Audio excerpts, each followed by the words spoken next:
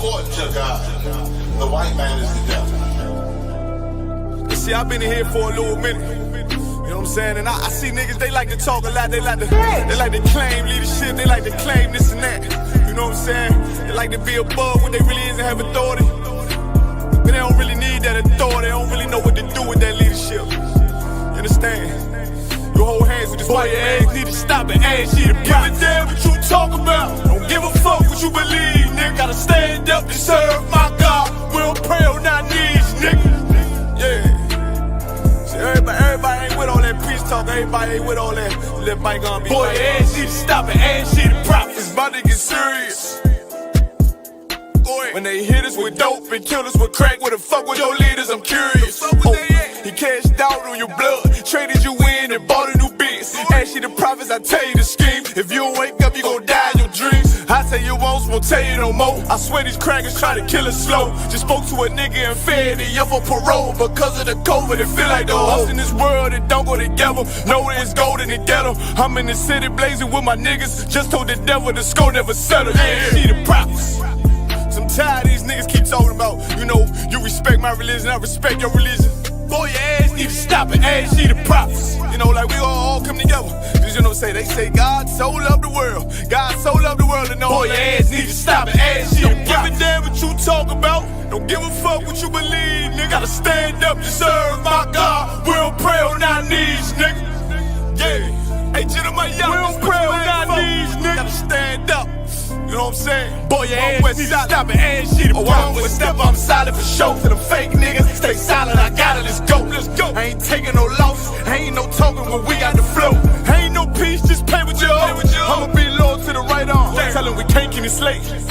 And I can never let bygone be bygone. Got your baby mother on high, got your baby pass through the fire. Ask you the prophets, that baby soul belong to the Lord. How dare you abort it? Death of a failure, bitch, I can afford it. I prepare slaughter, you bring me my water. Plus your leaders weak, let them lies slip through their teeth. Their ass need to stop and ask you the prophets.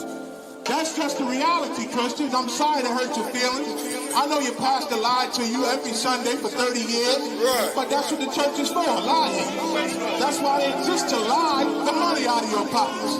Boy, your ass need to stop and ask you to give a damn what you talk about. Don't give a fuck what you believe, nigga. Gotta stand up to serve my God. We don't pray on our knees, nigga. We don't pray on our knees, nigga. Gotta stand up to serve my God. We don't pray on our knees, nigga.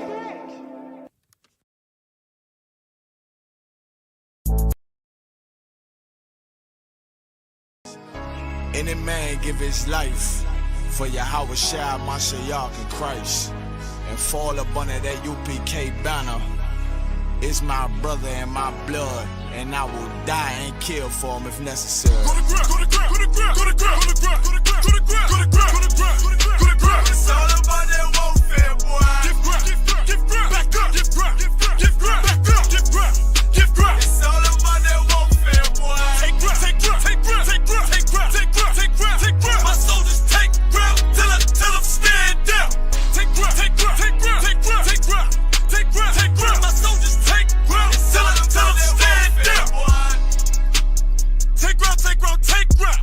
Nah, this ain't no movement, this a takedown. We will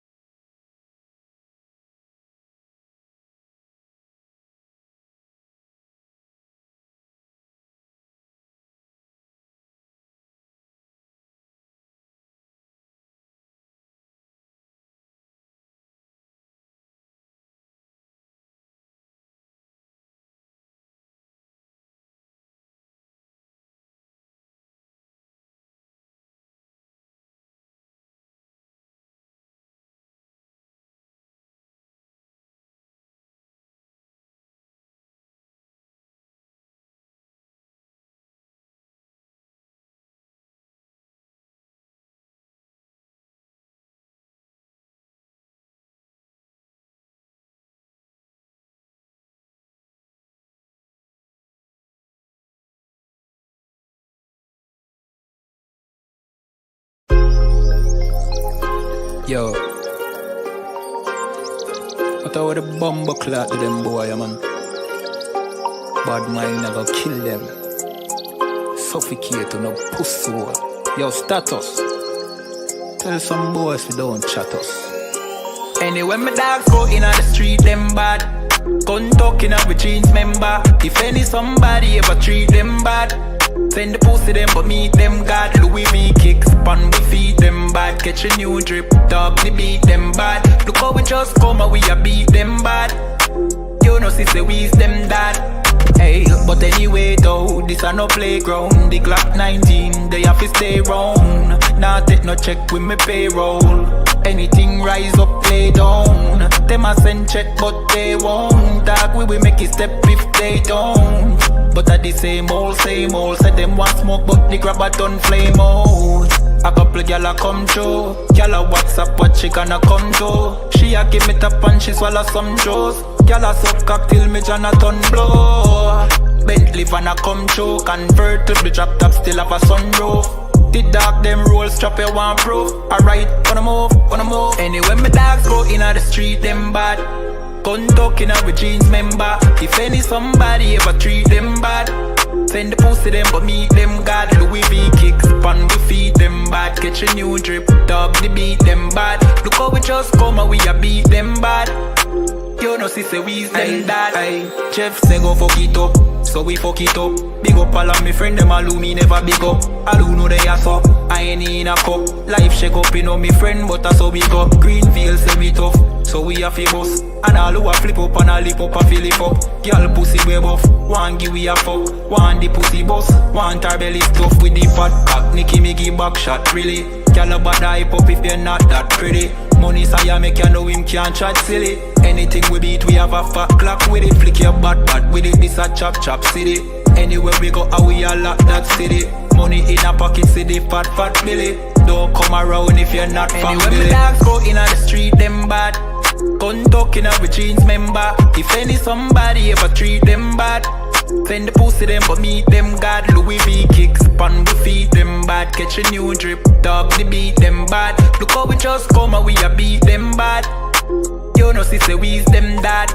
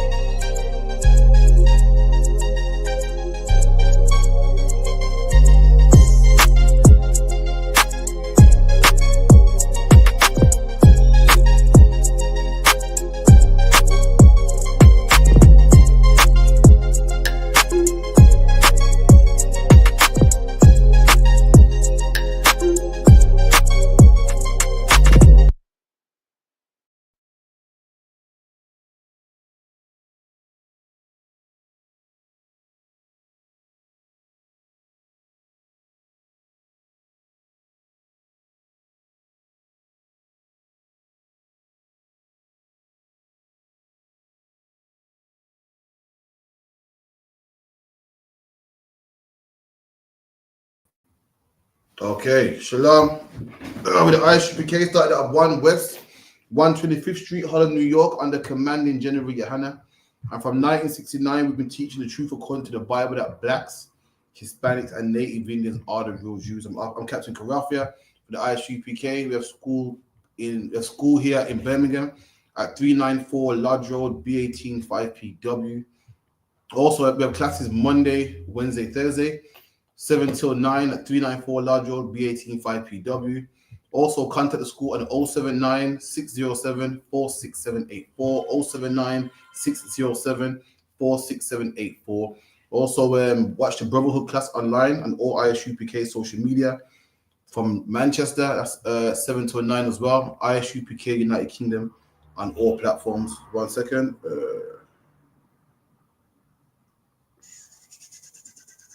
One second. Any questions as well? Mausa's lining up right.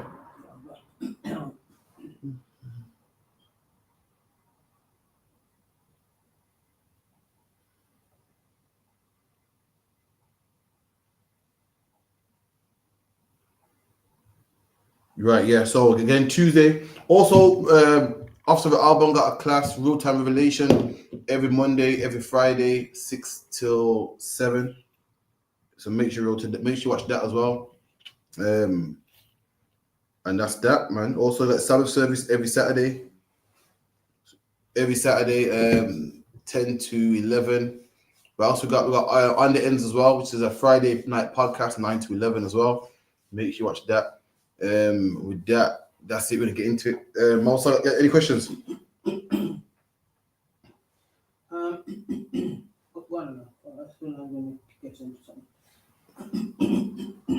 Okay, let me get into it real quick. Give me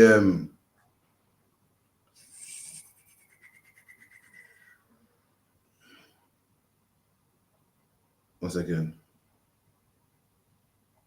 And any question online, make sure you type them in. We'll get into it as well. Bear with me 1 second.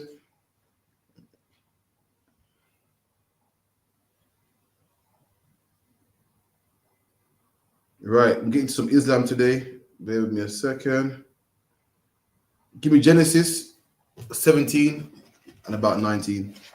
So we're getting some Islam.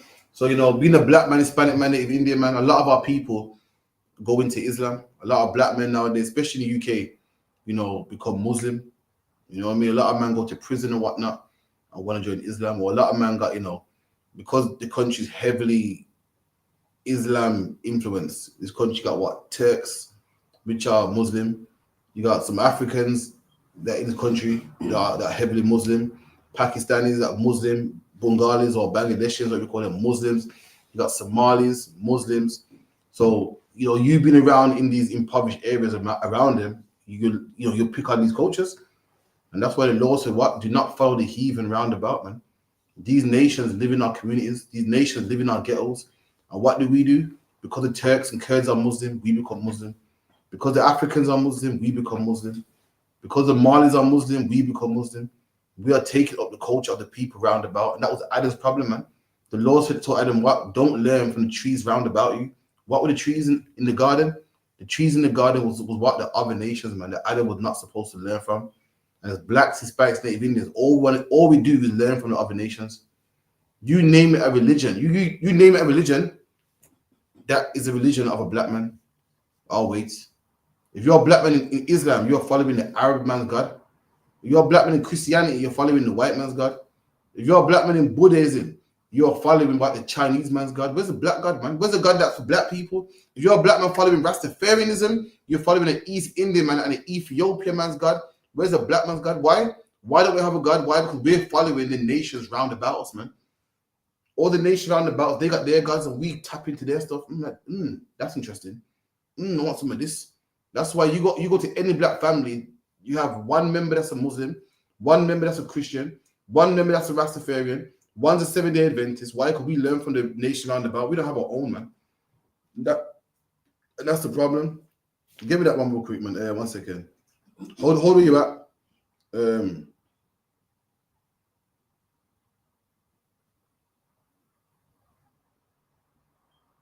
Right, let me get this one real quick. Give me hold where you are. Give me no, 1 second. The scripture I want for this man.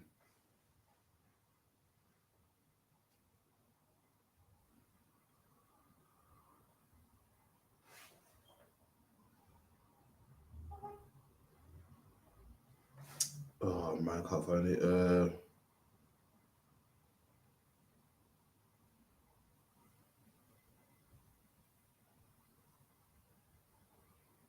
It is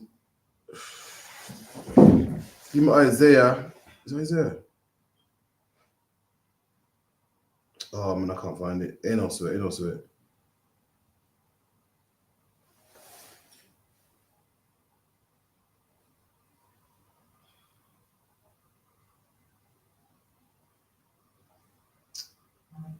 Give me Isaiah 55 and 5. I don't know if that's the one, but let's try it.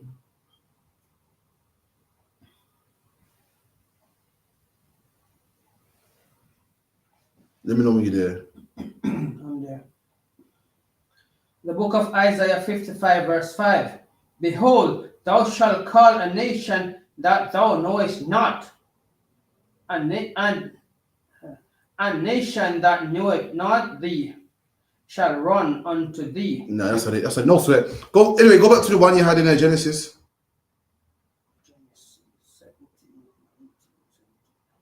One in Genesis. Get into it. The book of Genesis 17, verse 19. And God said, Sarah, thy wife, shall bear thee a son. Go back some more. 17. Go on, yeah. Okay. Genesis 17, verse 17. Then Abraham fell upon his face and laughed and said, Start from verse 1. Get some context, like, yeah. The book of Genesis 17, verse 1. And when Abraham was 90 years old and 9, the Lord appeared unto Abraham and said unto him, I am the Almighty God. Walk before me. Right, so this is Abraham. Abraham's what? The father, what they say is the father of Islam, man. They copy our prophets and say, well, you know, we got Ibrahim. They call him Ibrahim, we call him Abraham. And they say that Abraham had a son, and his son was called Ishmael. And that son had sons and sons and sons and sons and sons. And then one day, through Ishmael's sons and grandsons, a man came from that line called Muhammad.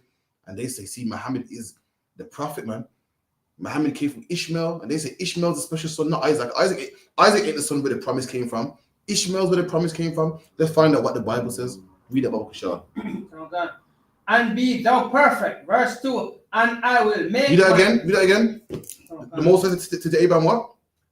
Walk before me and be thou perfect. And the Most High said to Abraham, walk before me and be thou perfect.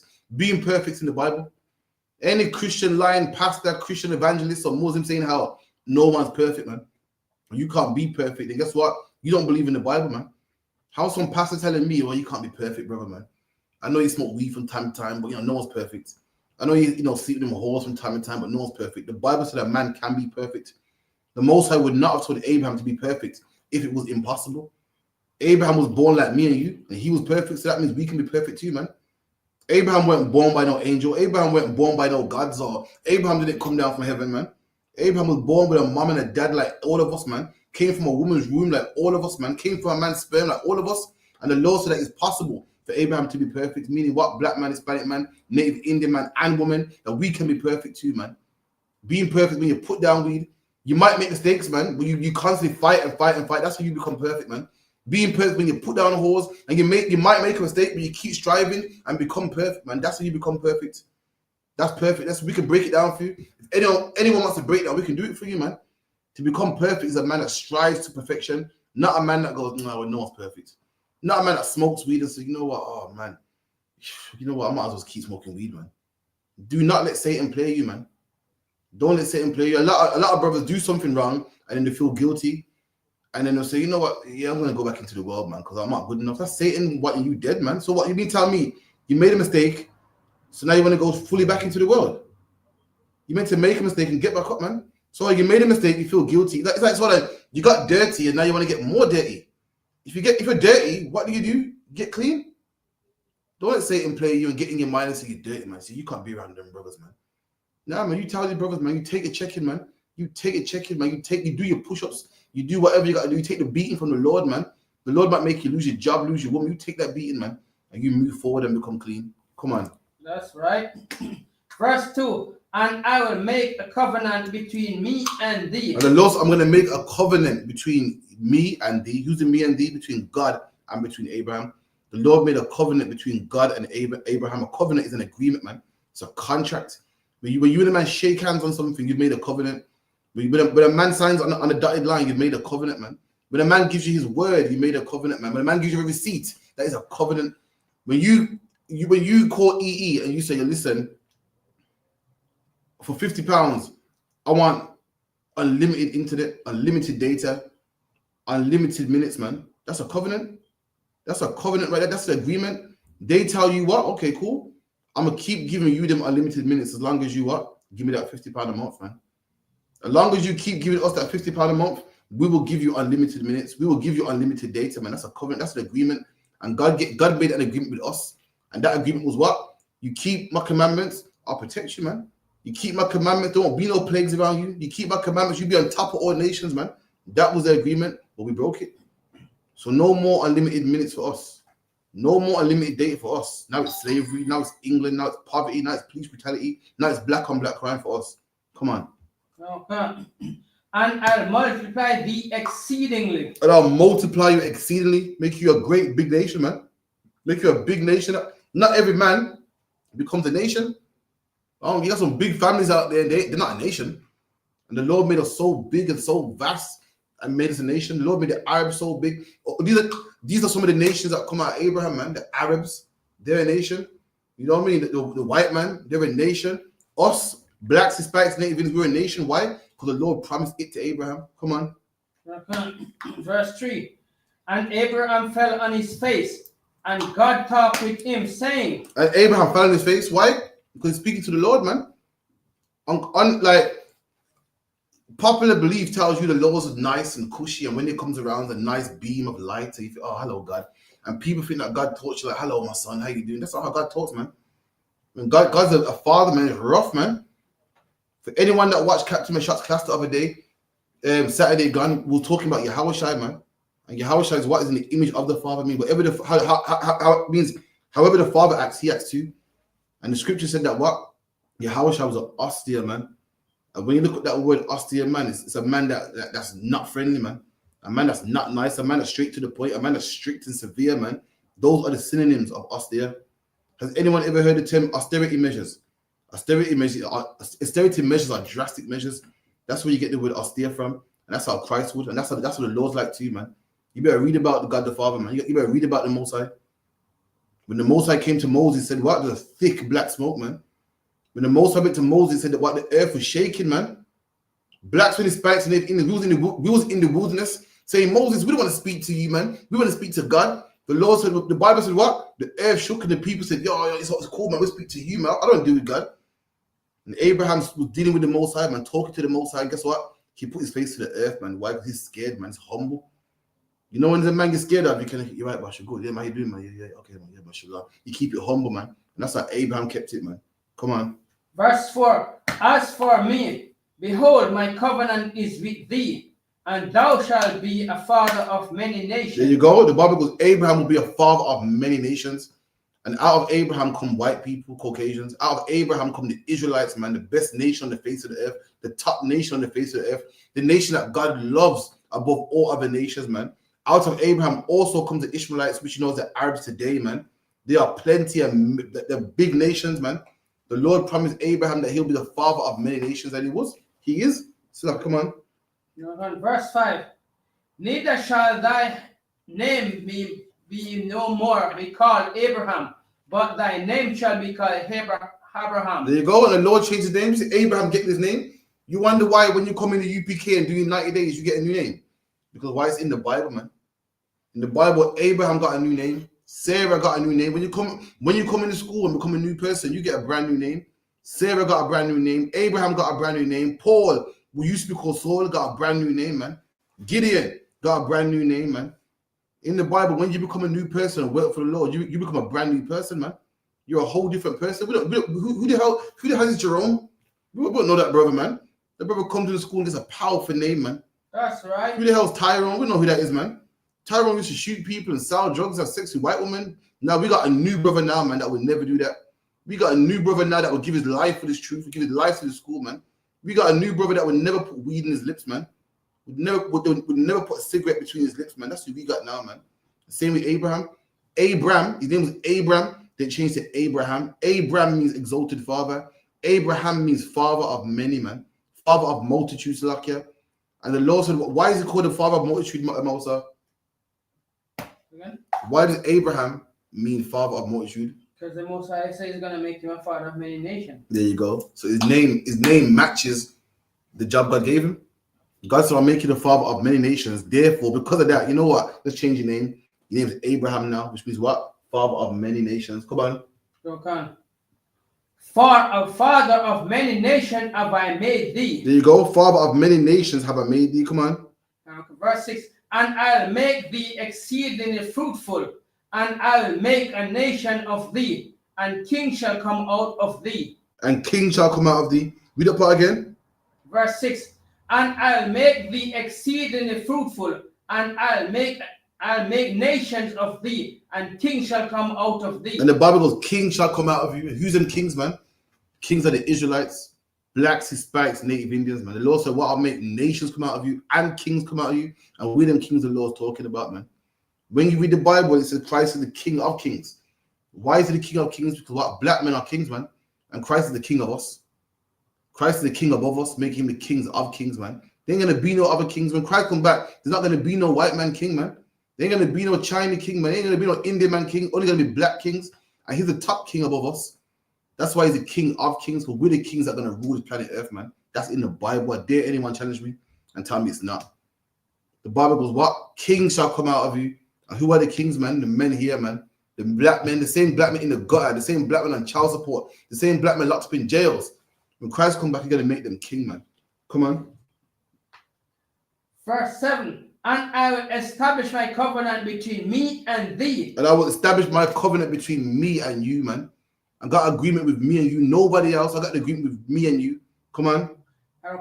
And thy seed after thee in their generation. And the seed after you, after their generation, meaning what? When you're dead, the covenant don't die there. It continues.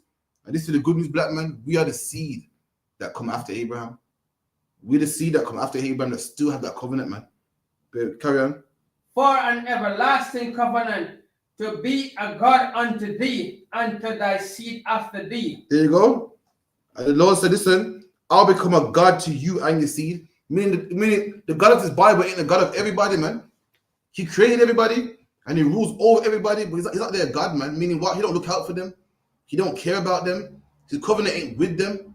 He don't deal with them. He don't deal with the Chinese. He don't deal with the Arabs, man. And if God don't deal with the Arabs, then who is Muhammad, man? We're gonna find out who the Lord's really with, man. Let me not jump ahead too much. Go on. Verse 8, and I will give unto thee and to thy seeds after thee the land wherein thou art a stranger, and all the land of Canaan for an everlasting possession. There you go. And the Lord said that what? He's going to give us the land of Canaan for an everlasting possession, man. For an everlasting possession, meaning what? That land over there in Israel, which is not the full land of Israel, mind you. It don't belong to no Israeli man. It don't belong to no Palestinian man. It belongs to black people. Imagine that. Imagine that black people are in everyone's land, man. At the bottom. In France at the bottom. In England at the bottom. In Jamaica at the bottom. In America at the bottom. We're the white man's land scrounging and got food stamps and benefits and child support at the bottom. Little do you know, black man, you got your own land, man. We go fight in the army for a white man. We go fight for Britain. Fight for America. You know, black people are like the fish tank in a man's yard. We're the fish bowl in the man's house.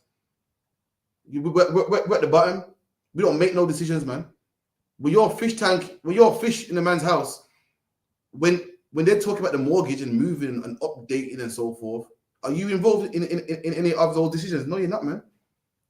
If a man's house, if you're a fish in a fish tank and the house got robbed, do you have any say on it? No. You just go from one owner to a next. That's it. You don't have no say. You go out there and fight for another man's country, and that's it. You know, there's a pawn in this game. If the country decides one law, you gotta go along with it, man. If the country decides to go left, just go along with it. You don't have your own. Little do you know, black man, we can forget about their rules, forget about their country, and we got our own. We don't have to be second-class citizens in their city, in their country, man. We don't have to be dying and being in prison in their country, man. That's right. We don't have to be fish bowling in a man's house. We can own the house, man. We can actually own the house. Jungle Bar told me how in Jamaica it was owned by the Spanish first. Then the British took over. And the slaves went from speaking Spanish, speaking English. We're just the furniture that comes with the house. Meaning, it don't matter who owns the house.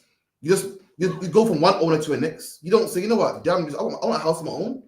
And that's what black people are. But we just fight for England. Everything England stands for, we just fight for them. We don't want our own rules. We don't want nothing for ourselves. Just with any oppressor, man. We're under America, we're under France, we're under Spain, we're under Brazil. Come on, man. It's us for our own. But guess what? This is the good news. The Lord said we got a land of our own, black man.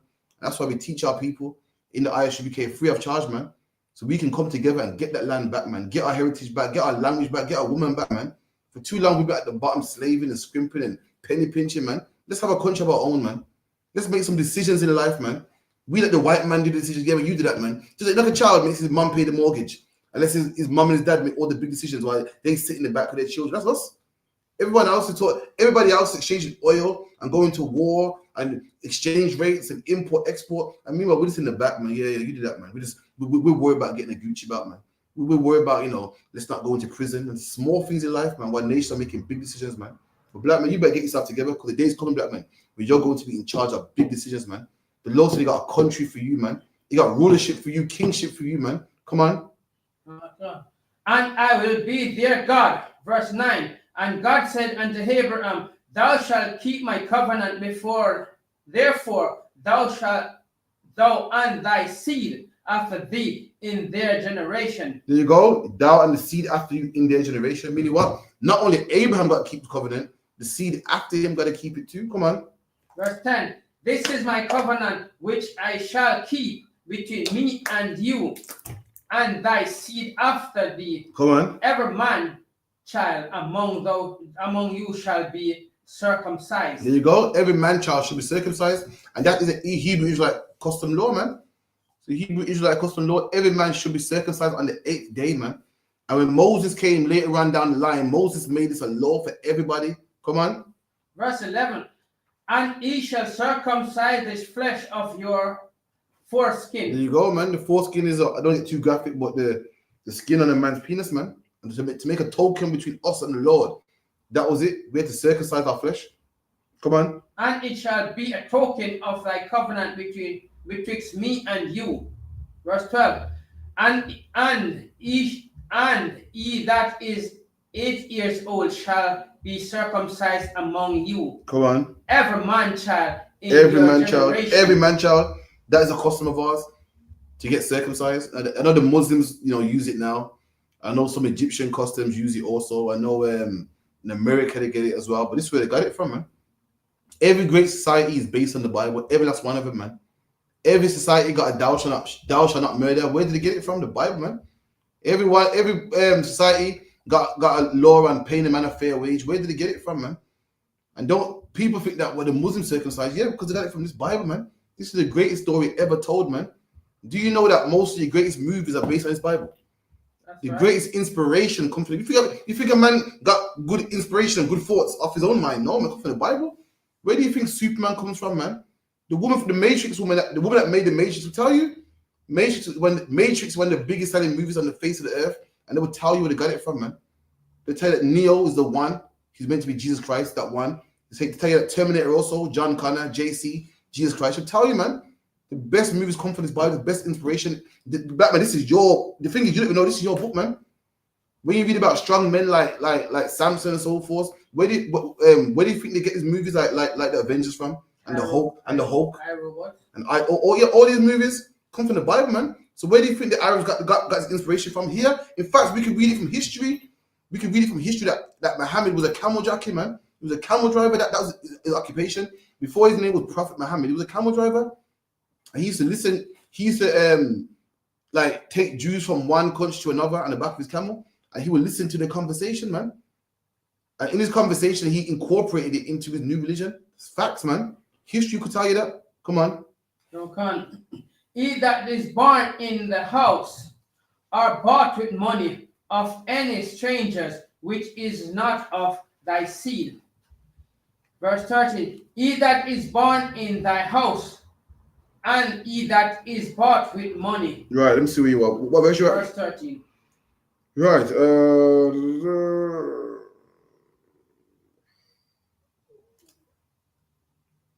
Right, give me 17.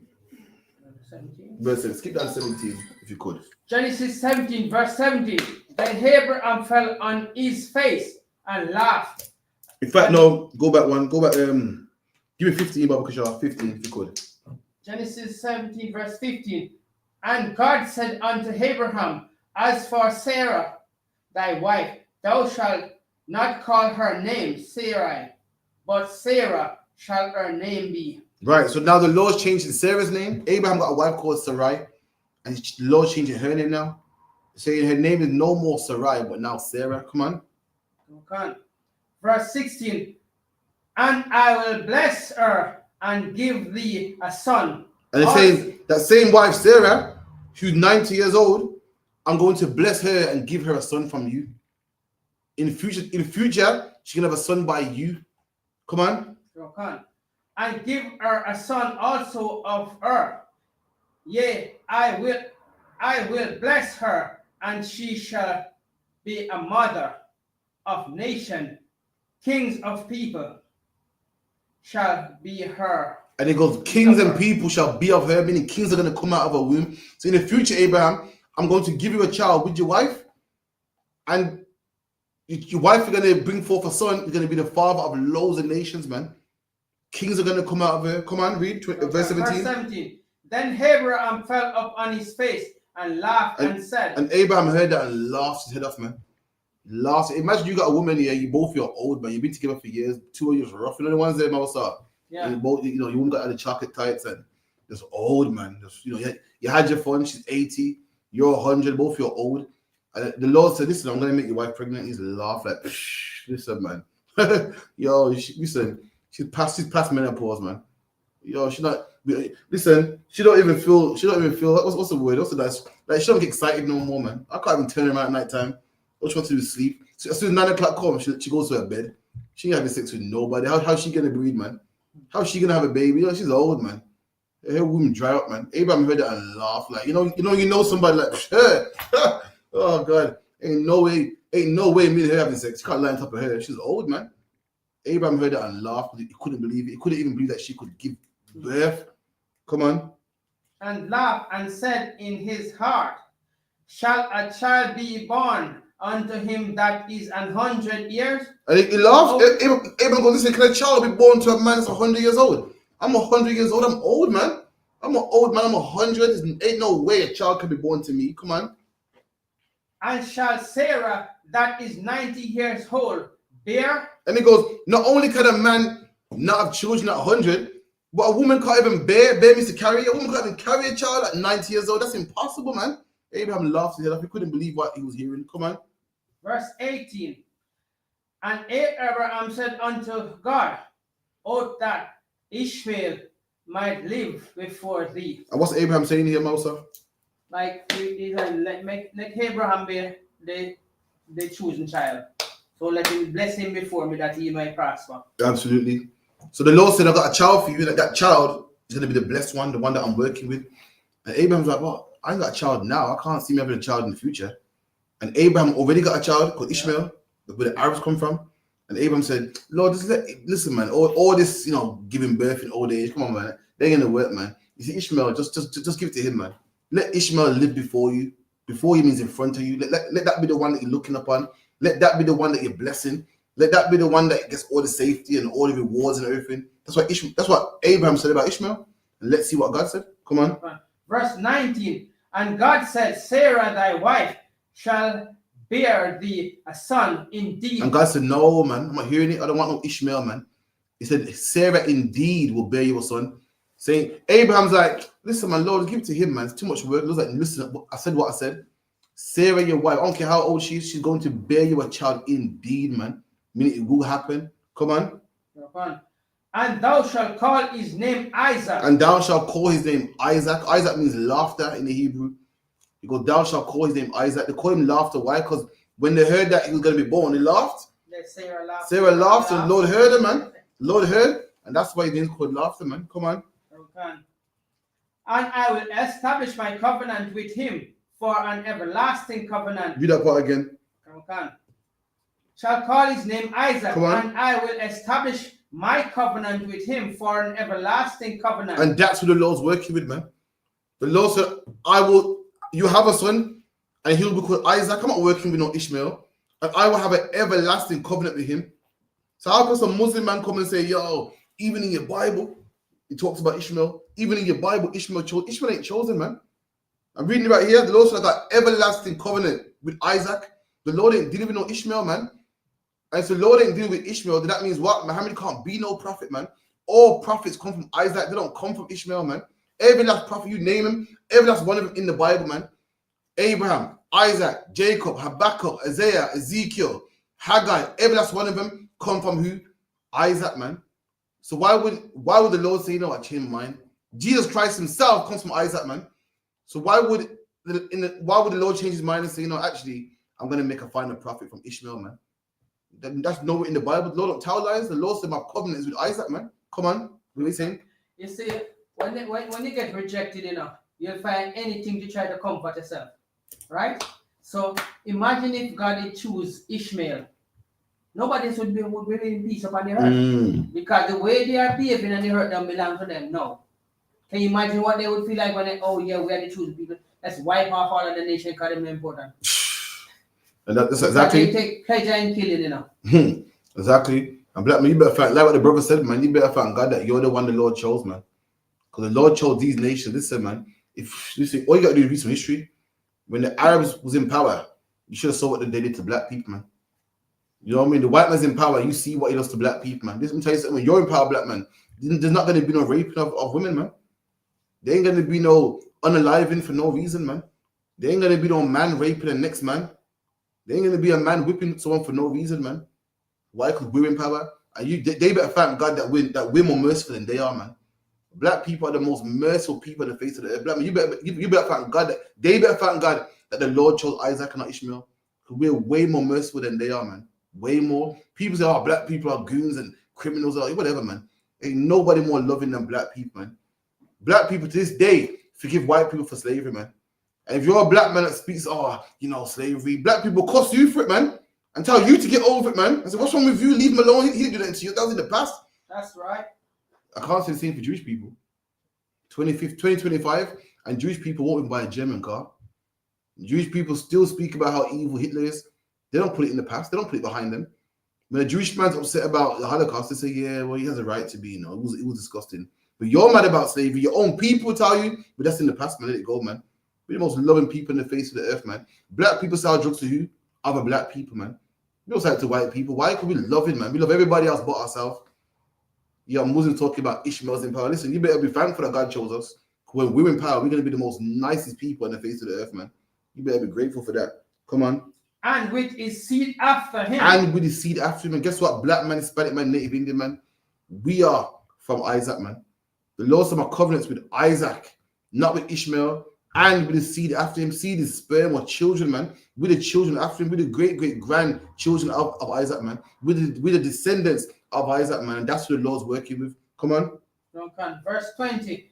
And as for Ishmael, I have heard thee. Read that again. And as for Ishmael. And the Lord said, as for Ishmael, now talking to Ishmael now. Why is the Lord speaking on Ishmael? Because Abraham brought him up.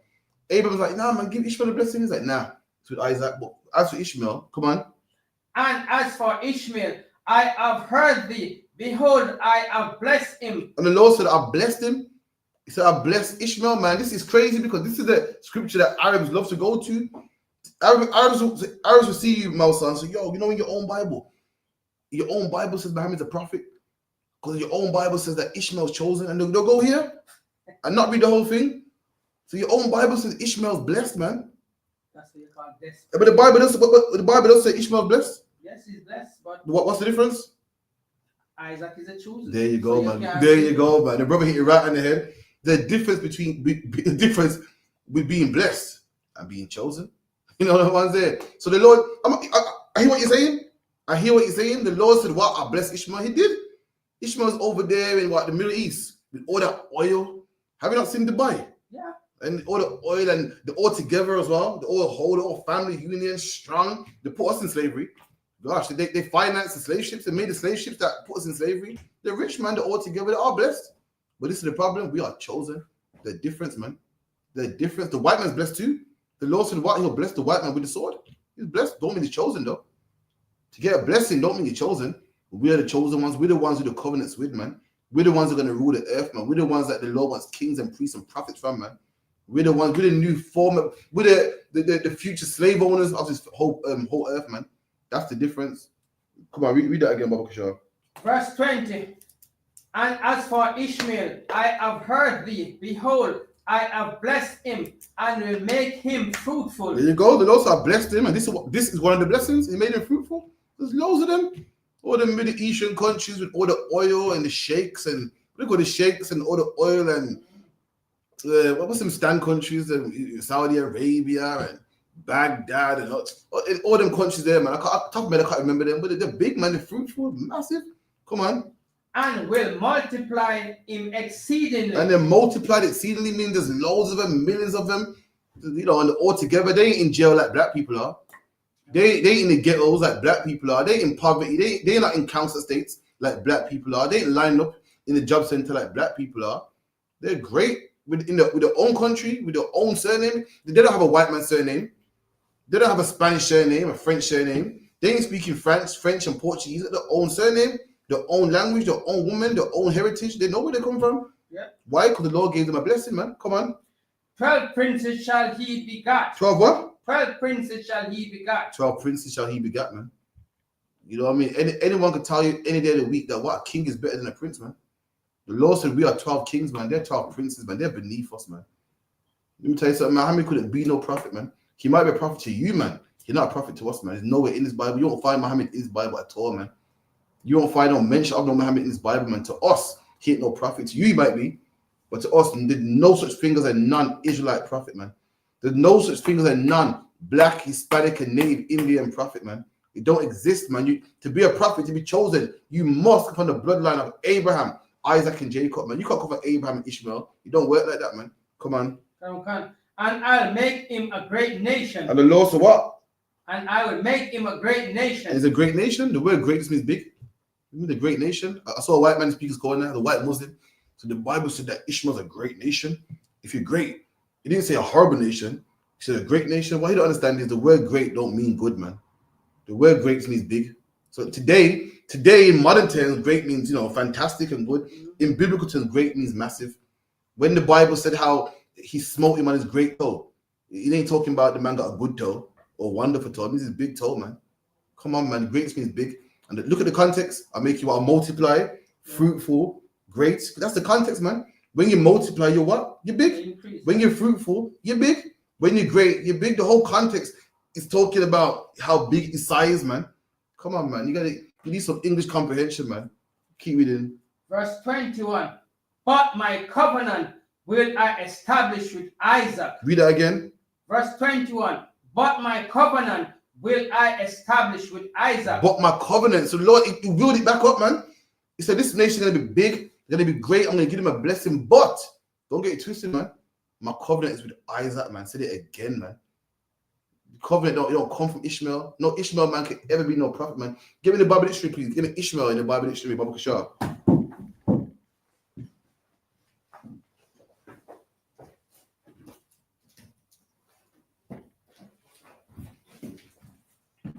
Give me Ishmael in the Bible dictionary as well.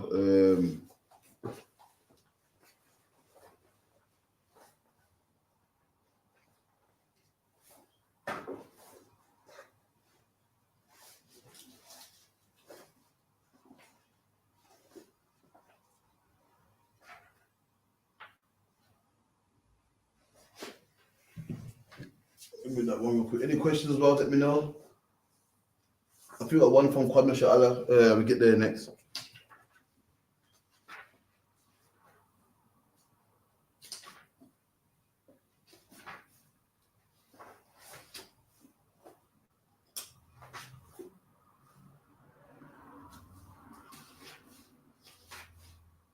Got it. You got. Let me know you got it. Yeah.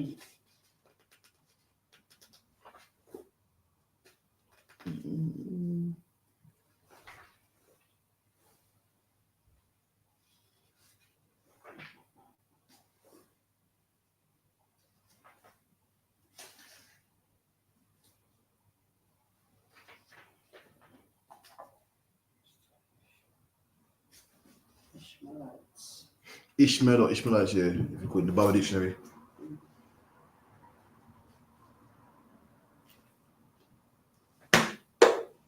Ishmael. Ishmael, a descendant of Jonathan. No, wrong one. In fact, pass it. I'll let you know where I want it. So, like, yeah, should talk about Muhammad and them type of things. Right, Ishmaelites.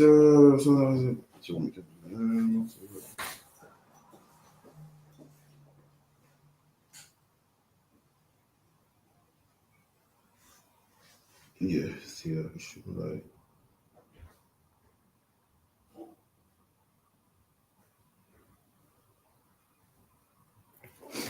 Bear me a second. Any questions while I type them in? I'm gonna get it.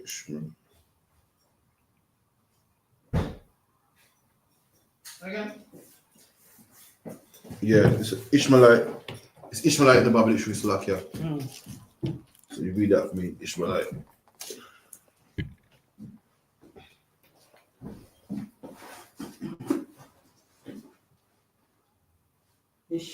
Ishmaelite. Ishmaelites. The Ishmaelite, a descendant of Ishmael. So Ishmaelite is a descendant of Ishmael, obviously. Come on. Son of Abraham. Son of Abraham, like what we just read. And this what I'm reading isn't the Bible. This is a Bible dictionary. Because some people talking about, I believe in that Bible, man. I believe in historical books. So this is a man.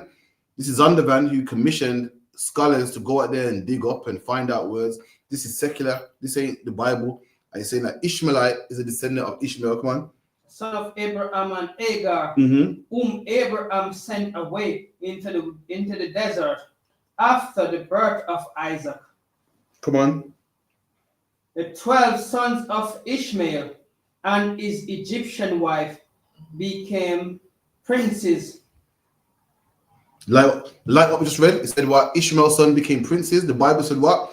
12 princes shall he begat. So that's lines up with the Bible correctly. Come on. And progenitor of many tribes. And progenitor of many tribes. Progenitor means father or progeny. You know what I mean? So they became father of many tribes. When you do the history on Ishmael, Muhammad himself came from the Quraysh tribes. There's many different tribes in Arabia. Come on. They live in camps in the desert. And that's where they're from. To this day, in the desert. Where do you think the boys from? The desert? They live in camps in the desert and they dwell there to this day. Come on. Of northern Arabia. Northern Arabia. Arabs. That's where they dwell. That's what Muhammad was. Was an Arab. It's not a diss. It's not an insult. Muhammad was an Arab. And Muhammad himself said himself that he comes from the sons of Ishmael. Come on. Although occasionally some of them settled down as the Nabatean. Keep going. Mostly, however, they live like Ishmael and a wild man of the desert. Come on. And also like him, they were famous of their skills with the bow. Okay, they're famous. When you read about Ishmael, Ishmael was an archer. An archer is a man that can shoot the bow. And he said, just like Ishmael, the Arabs was known for being well skilled with the bow, being well skilled with, bow and arrow and them type of things. Come on. Joseph was sold by his brother to Ishmaelites, to the same Ishmaelites. The word is apparently used in the Old Testament in a wider sense of referring to the nomadic tribes of northern Arabia generally. All Arabs following. Right, so this part I wanted down. This part I wanted. Okay. Read that part nice and loud. Okay. All Arabs following Muhammad. All Arabs that followed Muhammad. All Arabs that followed Muhammad. Come on. Examples claim descendant from Ishmael. And all the Arabs that followed Muhammad claim to come from Ishmael. So Arabs are Ishmaelites. Muhammad himself said he's an Ishmaelite. And what did we read about Ishmael? Ishmael is no prophet, man. Prophets don't come from Ishmael, so Muhammad cannot be a prophet, man. Read that part one more time, Baba Kishar. Okay. All Arabs following Muhammad's example claim descendants from Ishmael. Okay, so let's find out if Ishmael are Arabs. Let's find out if Ishmael is chosen. Give me No, let's finish. There's more there, yeah? Go on. A summary of this. When it says reiterate verse 21. But my covenant will be established with Isaac. But my covenant shall be established with Isaac, man. So Muhammad ain't no prophet, man. Muhammad comes from Ishmael, but the Lord don't have a covenant with Ishmael. He's great, but he's not a prophet. The Lord wouldn't come to him, man. The Lord didn't give no Arab some message, man. The Lord didn't give no Arab no revelation, man. They don't deal with Arabs. The same way he don't deal with Caucasians, man. He don't deal with Chinese, man. He deals with blacks, Hispanics, and Native Indians only, man. And what's the proof? What's the proof, man? This Bible is a book full of Israelite prophets. You won't find a Bible. You won't find a book in the Bible with a prophet that's not black, Hispanic, or Native Indian. You won't find a prophet in the Bible that's not an Israelite, man. All prophets come from the family of Israel, man. Drop that. Give me Hosea. Give me it's like Amos 2:11. Then we get the question online as well.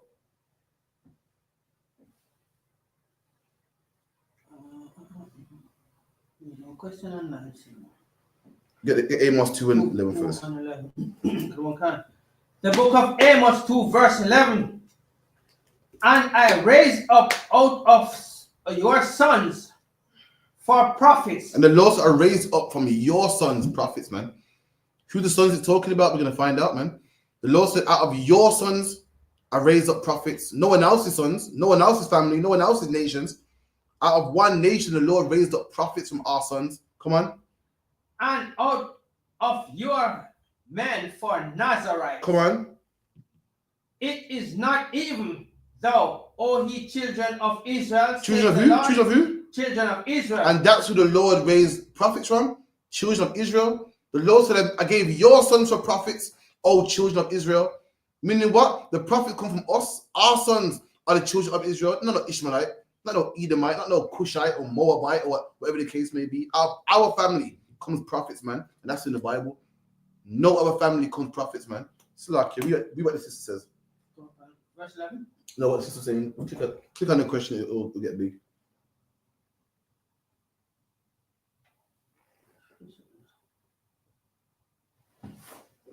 Click on it.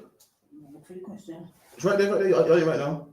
Oh, it's lucky, sir. Oh. Yeah, that's the one. That's the one. Slakia, sir. How do we deal with those who oppress us, because our compassion at times does benefit us against those who wish us bad? And Sister God, how do we deal with our oppressors that oppress us, man? And this I'm getting from the Bible. Give me Romans 12 and 18, if you can.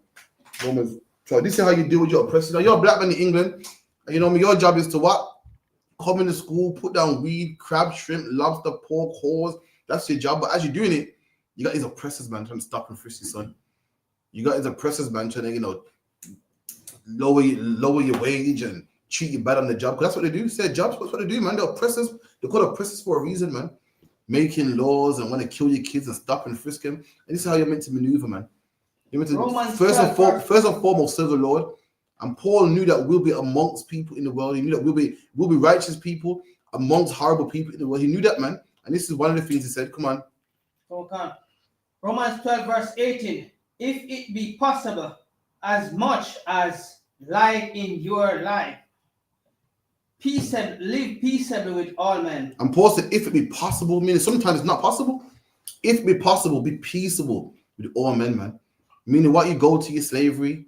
You know what I mean? You go to slavery, you don't bother no one, you don't harm no one, you pay your rent, you pay your bills, and you come in your spare time, you come in the ISUPK, man, says the Lord, man.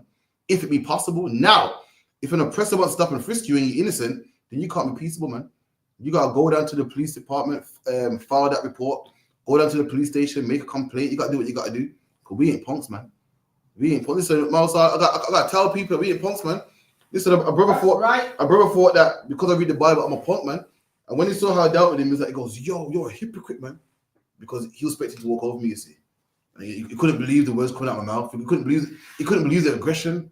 And because he wanted to pick a battle, because he thought it'd be an easy fight, now I'm a hypocrite, man. And that's the problem. People think it's soft and you're an idiot because you read the Bible. Nah. I don't know what Bible you're reading. We ain't Christian, man. If it's possible, I will live peacefully with you.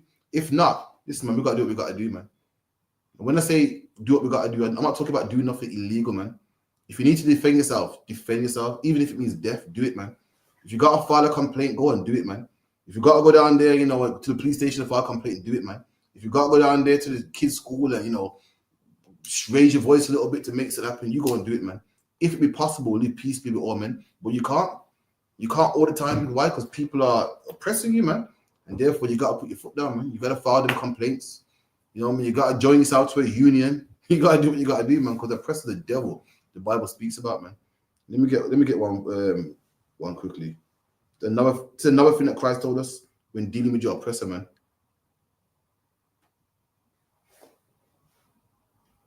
1 second. Give me Matthew 5 and 24.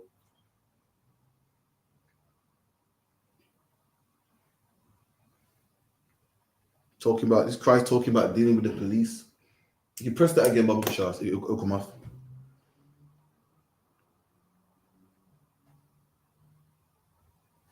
Okay. The book of Matthew 5, verse 24.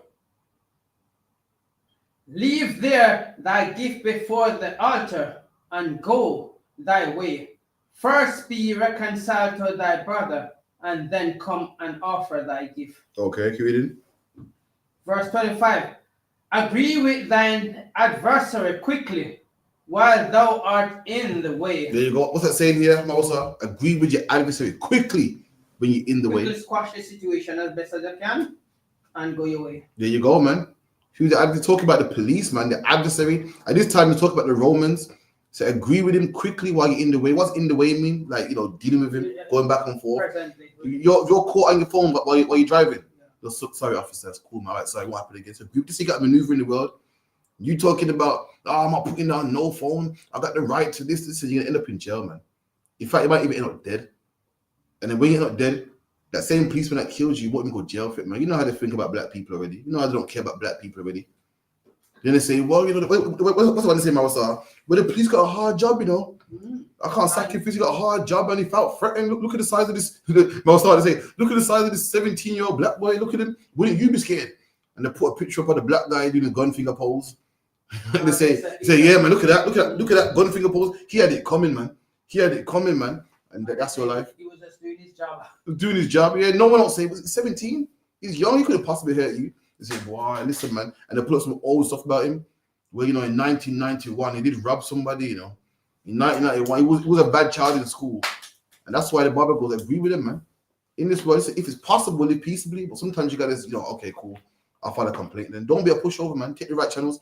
But don't be acting like you're free. You are not the Proud Boys, man. The Proud Boys are a bunch of white boys that fought for Donald Trump and went and ransacked the Capitol building and took a shit, excuse my French, on the president's desk. And they got pardoned by Donald Trump because they are white. And they say as well, they're fighting for the country, they're fighting for what they believe in. Black man, you can't do what they do, man. You can't do what they do. You're a black man, yeah, you fight for your rights, still end up in jail, man. Lucy Letby killed children, man. And they're talking about, you heard about it the other day? Yeah. Well, we don't think she killed them, you know. We might no, stop that. Lucy Letby's a white woman that killed loads of children. And they gave her a key to her own cell. They gave her a one-man cell because she goes in the public, they'll kill her. Give her a nice cushy cell. And if that weren't good enough, now they're saying, damn the cushy cell, let's let her out of jail. We don't think she killed these kids. In fact, we think the hospital killed them. But Malsa, come on, man. Is she the same one that keep breaking some kids like in she kept killing the kids, man. You mean tell me that kids keep dying in her hospital on her shift, and you're gonna tell me that we're just making it up? You know, it's all coincidence. Come on, man. You ain't like them, black man. So when you're in the way with your enemies, agree with them, man. So agree with them. Okay, cool. I'll speed up, pay the fine. Or if you weren't speeding, that's fine. Give him the ticket. I'll take the proper channels. I got a dash cam anyway. You know, we'll go to court for this. Do it properly, man. So agree with him. Don't be fighting, man. This ain't your kingdom. When you're fighting, black man, when a white man fights the police, you know what they see? This is an angry white man who's not happy with the service of the police. When you're fighting, who the is this nigga talking to? I'm the police. I say what goes. Who the hell is nigga mouthing off to you, man? And that's where they beat you, man. That's where they taser you, like Dalian Atkinson. Dalian Atkinson was a black man that played for Aston Villa, man, was tasered so much that his heart, something happened to his heart and he's dead now, man. Rashawn Charles was a black man who fought swallowed drugs and they choked him to death, man, trying to get drugs out of his throat. Man, I'm sorry, listen, man. I ain't no scientist, but you know when a man swallows drugs, how you get drugs out? They generally sometimes give him something to kind of you get it out, you get it out, it comes out. Yeah, through the draft, exactly in the draft. Who in the right man puts a hand on a man's throat, man, and gets it out, man? If you're a policeman in your 30s that don't know that, listen, I don't think you should be a policeman. You get me? So that's how we're gonna operate when we're dealing with the oppressor, man. Come on. Verse 25. Agree with thine adversary quickly while thou art in the way with him, lest at any time the adversary deliver thee to the judge, and the judge deliver thee to the officer. There you go. Because the adversary will give it up to the judge, and the judge will give it to the officer, and you go into jail, man. That's how they do it. You're a black woman, man. A black woman. You'll think that she's a woman, man. Cut some slack. You know, everyone goes, you can't swear in front of a lady. You can't do a woman like that. Boy, not when you're a black woman. I've seen black women get roughed up by the police, man. Slack, yeah. You know what I mean? I see anybody else, that's a woman. You can't do a woman like that. Not when it's a black woman. I've seen black women get mashed up by the police. I've seen black women get choked by some Indian man in a hair shop, man. Yeah. And that's how they treat black women. That's why we got to agree with them and move carefully. The Bible goes, what? Be as wise as what? Serpents. But harmless as doves, man. That's what we gotta be. You can't be. Don't see the white woman cussing. Excuse me, what are you pulling me over for? This is bullshit. She can do that. You don't do that, man. You won't go home to your kids, man. You gotta be smarter than that, man. That's how you gotta move. So, sis, if that answers your question, that's how you gotta move in the UK, man, or in America or any country. In. Feel me? Where were we, Salakia? Matthew 5, verse 25. Okay, before that, where were we? Sorry. We were at Amos 5, Amos 11 verse. All right, no, so let's get back into give me Galatians 4 and 22. Let's go to the New Testament then. Let's see who the chosen one, man.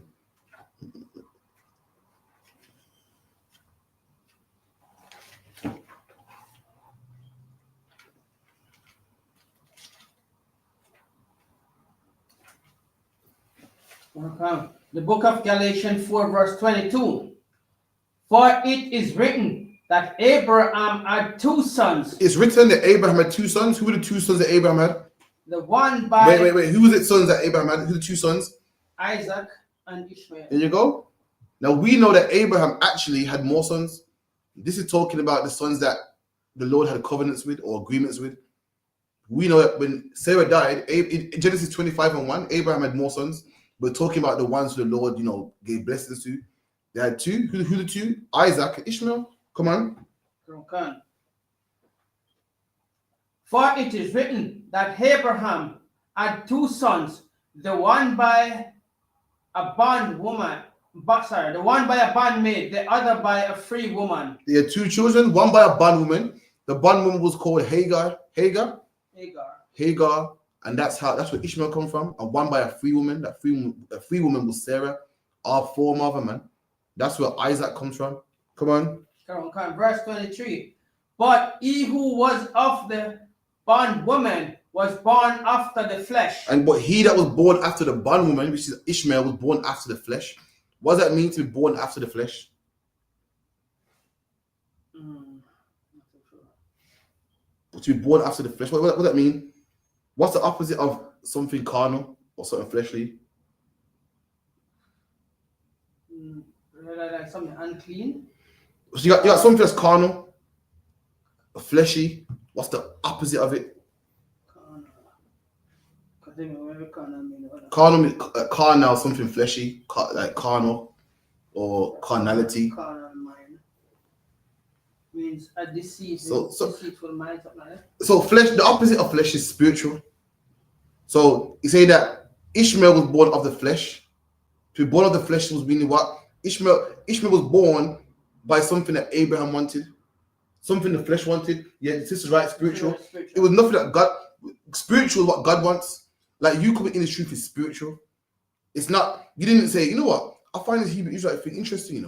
I read books and I'm into it. Spiritual. One day you was walking, you heard a website or heard a video, or you're walking past the camp. That's spiritual. Something God wanted to happen. Yeah. And that's not how Isaac was. That's not how Ishmael was born. Ishmael wasn't born spiritually. Ishmael was something fleshy. Abraham was carnal for, I can't have children. I'm not have sex with this woman here.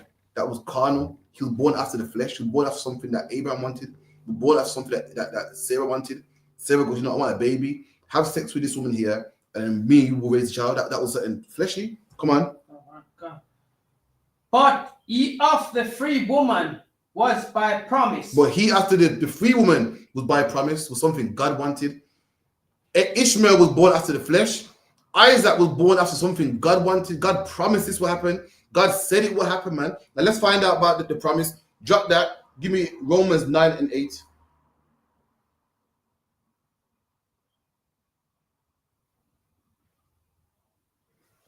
If I give me Romans, let me see what it says.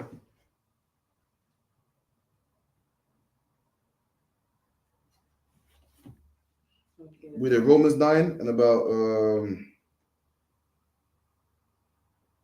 That is the which were born. right 7, 9 and 7. The book of Romans 9 verse 7. Neither because they were the seed of Abraham are they all children, but in Isaac shall thy seed be called. Read that again. Neither because they are the seed of Abraham are they all children. And the Bible says neither because they're from Abraham are they all chosen. Meaning you can come from Abraham, don't mean you're chosen. Ishmael, sorry, read that again. Neither because they are the seed of Abraham are they all children. There you go. Neither because they're from Abraham are they children. Are they the children of God? Because what Ishmael comes from Abraham, he's the child of God. You know what I mean? Isaac had a child called Esau, he's the child of God. The next lines are going to line up who are the children of God. Come on. But in Isaac shall thy seed be called. Yeah, but you need to come from Isaac, man. The Bible's letting you know about Isaac in the seed be called. I mean, you can't be from, because you're from Abraham, that don't mean that's not enough. You got to come from Isaac next, then Jacob next. You can't come from Abraham and, well, from Abraham. Well, Ishmael from Abraham. They'll tell you that as well. Ishmael from Abraham, he is. But the Bible goes, just because they come from Abraham don't mean that they're chosen, man. In Isaac is a seed called. Come on. Verse 8. That is, they which are the children of the flesh. Of the what? They children of the flesh. And the Bible, what did the last scripture say? That the Ishmaelites were of the flesh. The Bible goes, they're not chosen, they're just the children of the flesh, man. Something that Abraham wanted. They're not children of God. Come on. These are not the children of God. These that are of the flesh. Who's of the flesh? We just read it in Galatians, man. Ishmael, the one from the bondwoman, is of the flesh. Read it again. These which are the children of the flesh. And the one who's a bond Ishmaelites are the children of the flesh. And what about the children of the flesh? What about them? Read. These are not the children of God. And guess what? Ishmael is not the child of God, man. Galatians said that what the child that was born from the bondwoman is a child of the flesh. And in Romans said the ones that are born of the flesh, they are not the children of God, man. That's how you link precepts, man. Ishmael is not the children of God. Muhammad ain't a child of God, could never be a prophet, man.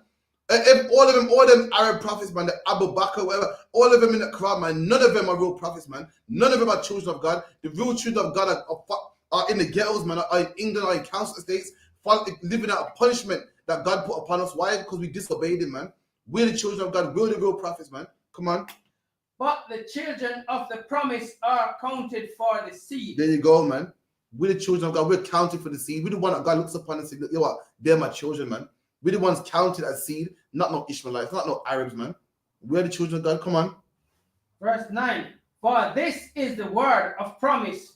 At this time will I come, and Sarah shall have a son. There you go. Talk about Isaac again. He goes back into Genesis and goes, listen, the Lord told Sarah, I will give you a son, man. Come on. 10. Verse 10. And not only this, but when Rebekah also shall conceive by one, even by your father Isaac. Okay, I dropped that now. Let's get in some Muslim scriptures now, man. Give me Leviticus 26 on 1, man. Let's get in fact, drop that. Give me Deuteronomy 18 and 18 first and foremost. This is another scripture that they go to. The Muslims like to go to Genesis 8, Deuteronomy 18 and 18 and say, yeah, man, just talk about Muhammad, man. No, it's not, man. This scripture talk about Jesus Christ, man. That's what they don't understand. Read that for me, Baba Kushar. Book of Deuteronomy 18, verse 18. I'll raise them up a prophet from among their brethren. So the Bible goes, I will raise them up a prophet from among their brethren. And you know what they say? Well, Ishmael and Isaac were brothers, man. Yes, see? they were brother. They were brothers, man. Not of the flesh and the spirit. So what would you say? They go talk about Muhammad, because Muhammad is your brother, man. What would you say, Mama? Two different entities. One is spiritual and one is carnal. So no. There's none of them can. That's what it's talking. No, the best way to say it is well, Ishmael is not our brother, man. Ishmael and Isaac were brothers, but at this time became two separate nations. When the Bible saw raise you a prophet from among your brethren, mean what? All Israelites are brothers, man. Yes, I understand that. We're brothers. All the Ishmaelites are brothers. All the white men are brothers. They ain't talking about this nation. That if you with that logic, we're all brothers because we all come from Adam. Is that, you know, what if, in that logic, why does it start with Ishmael? Why not a Chinese man? Why not Arab man? The Lord separated nations, man. We're no longer brothers no more, man. We no longer Esau was Jacob's brother. Why ain't talking about Esau? Why must he be talking about Isaac, man? He's not talking about that, man. Amongst your brothers, man. Meaning what? Everything we just read in the Bible goes, what? Your sons are prophets, man. No one else. We're all brothers, man. All blacks, Hispanics, and Native Indians are brothers. All Arabs are brothers. All Africans are brothers, man. And the Lord said, amongst your people, I will raise up a prophet. And guess what? Jesus Christ comes from our people. Jesus Christ is our brother, man. That's what we're talking about. It can't be no Muhammad. Muhammad ain't from our brothers, man. He didn't say no. He didn't say no. He didn't say a distant cousin. He said amongst your brothers, man. Habakkuk is our brother, man. Isaiah is our brother. Ezekiel, Jeremiah, all them men are our brothers, man. Amongst our nation, the Lord will raise a prophet up. Come on. Okay. But the prophets which shall, and it shall come to pass. 18:18. Do you know 18:18? Oh, verse 18. And I'll raise them up a prophet from among their brethren. There you go. I raise up a prophet from among their brethren. Shall I prove? Let me hold that. Hold where you at. Let me prove what a brother is, man. According to Israel, man. Let me get it for you because these men. Give me Romans. Give me Romans 9:3. Okay. The book of Romans 9 verse 3. For I could wish that my brethren. Sorry, read that again. Sorry. For I could wish that myself were accursed from Christ for my brethren. Stop. So Paul said, I wish that I could be accursed from Christ for my brothers, man. For my brothers. We're going to find out who Paul's brothers are. Come on. My kinsman. My kinsman. A kinsman is another word for a brother. A kinsman is what? A male relative. Come on. According to the flesh. According to the flesh. Paul ain't talking about, you know when a man got a brother because they grew up ties, because brothers, or two men go to the same church, so they call each other brother, man. Yeah, you're right, brother Morris. You're right, brother. This Paul ain't talking about brothers like that. He's talking about physical brothers. He goes, I wish I could be accursed for my brothers according to the flesh, not spiritual, not some people that you're cool with, but according to the flesh, man. His family. We're gonna find out who Paul's brothers are. Come on. So come on, verse 4. Who are Israelites? Who are who? Who are Israelites? And who's Paul's brothers? Who's Paul's brothers? Who are? Israelites. And Paul's brothers are Israelites. They're black people. Paul knows who his brothers are. He's saying it right here. He said, my brothers, according to the flesh, because my brothers are Israelites. All Israelites are brothers, man.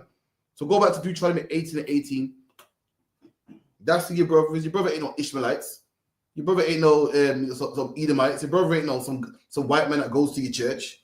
Your brother ain't some Chinese man that goes to your church. Your brother are Israelites according to the flesh. That's who they are. Not according to the doctrine. Not according to what you believe in. Your brother are men according to the flesh. Come on. Deuteronomy 18 verse 18. I'll raise them up a prophet from among their brethren. From among your brethren. Who's your brethren? Paul said what? Who are Israelites. Paul said my brethren who are Israelites. That's who your brothers are. And the Bible goes that God will raise up a prophet from amongst our brothers, man. And all of our prophets have come from amongst our brothers, man. Every last one of them, Jonah, Ezekiel, Ezra, even Judith, man. You know what I mean? Even the book of Judith, she ain't a prophet, but she got a book written about her, man, amongst our brethren, man. Even Ruth, read the book of Ruth, man. She's from amongst our people too, man. Come on. Like unto thee. Like unto thee. Meaning what? Who's the thee? Moses. I'll raise up a prophet like unto thee, meaning like unto Moses. And this is where the Muslim man comes in, man. See, you know what I mean? He's talking about Muhammad. You know what the same old are? So listen, Jesus wasn't married. Moses was married. And so was Muhammad. See? You know what I mean? So it can't be talking about Jesus because it can't be talking about Jesus because Jesus ain't like Muhammad. You know what I mean? What else to say? They go, Jesus was didn't die. Moses died. Muhammad died. See? There's no similarities between Moses and Jesus. There's none, but there's loads with Muhammad and Jesus though. And you not being in the ISUPK thing, right? You got a point there, man. But they say, Moses was married. Jesus weren't married. Muhammad was married. See, there's so much similarities. Listen, man, I ain't talking about that, man. Go on, Moses. So when they go desperate there, they start even trying to pronounce words. Muhammadim. Oh god, that was ridiculous, man. So like you don't go about that class on that, man. That was ridiculous. That was one of the craziest things. Trying to force words in there, man. Stop it, man. Let me tell you something. Moses is like unto Christ, man. You feel me? Moses, number one, was an Israelite like Yahushua was, man. When Moses was born, what was they doing? They was killing children, man. You know what I mean? When Christ was born, what was they doing, man? Killing children. What was Herod doing when Christ was born? Killing children, man. Moses was hid into Egypt.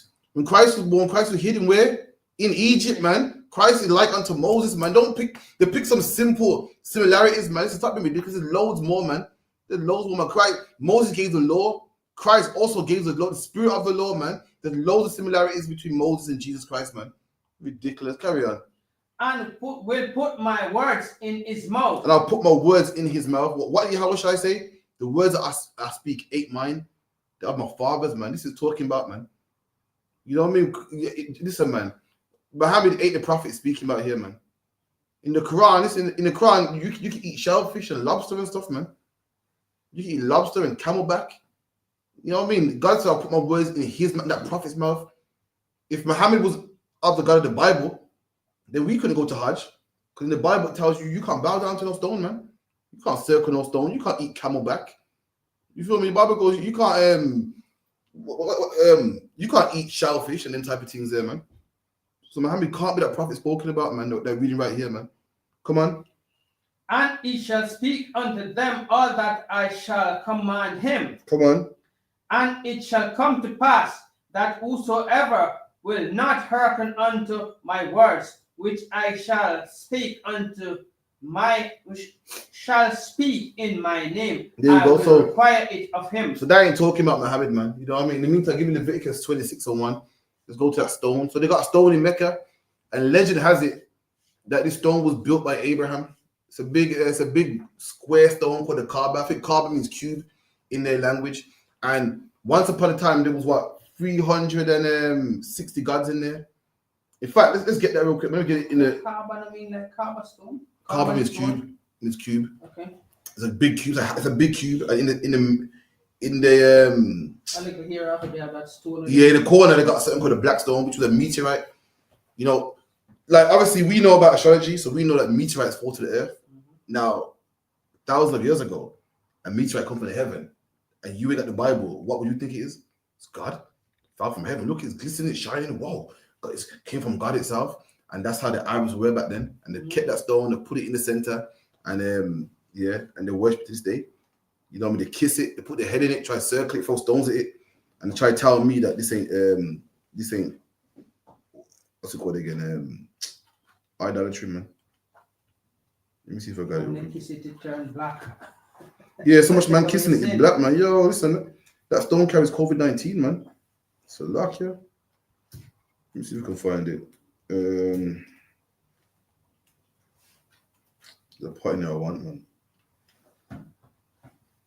Right, 1 second. Right. Read the highlighted part about Muhammad.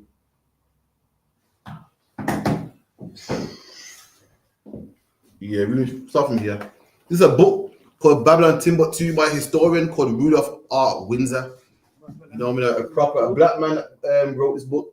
He's a real scholar. You can look him up. Done his research. This is nothing that I wrote. And this is what he did on his research when it came to Muhammad. Read that, Baba Kashar. When Muhammad was born, many Arabs were still worshipping the sun, star, spirits, and idols. Why? When Muhammad came on the scene, all of these people, the Arabs, they talk about monotheism now and talk about one God. And listen, the Muslims get on the Christians about one God. Imagine that Muslims get on Christians about one God, but when Muhammad was born, they wasn't worshiping one God himself, man. It's right there, documented in history, man. The Arabs was worshiping the sun, the moon, the stars, spiritual stuff. They had 360 gods for one day, each day of the year, Salakia. And the Kaaba stone itself was a god, man. And Muhammad cleared it all out and kept one, which was the Kaaba stone. We'll read that part as well. Come on. The Arabs possessed 360 idols. The Arabs possessed 360 idols. Come on. One for each day of the year. One for each day of the year. Listen, man.